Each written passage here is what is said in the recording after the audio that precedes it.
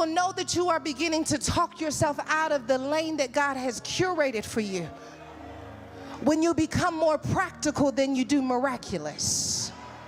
And if God starts it miraculously, you don't get to make it practical. There's some people in this room, the fact that you are even up against this type of enemy is a miracle, because of where you came from and what you've had to work with.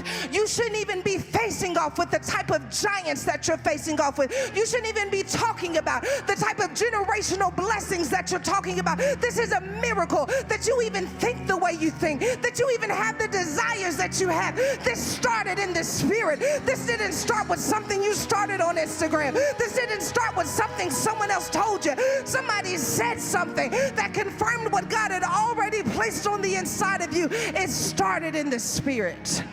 I can't make the practical become miraculous. So I gotta choose. Do I move into the lane of the practical, or do I dare stay in the lane of the miraculous? Do I stay in the lane that's going to require me to call on God?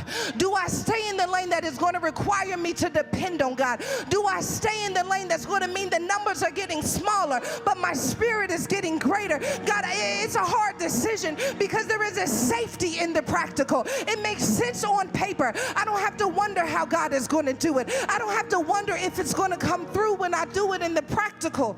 And I don't know who you are, but somebody in here has shrunk their dream and shrunk the vision that God gave them to make it more practical than miraculous, because it got so hard that you said, I don't think the lane can be this narrow and me survive, so I'll just make it practical. Maybe I don't want the thing God wants for me. Maybe I want what I can do in my own strength.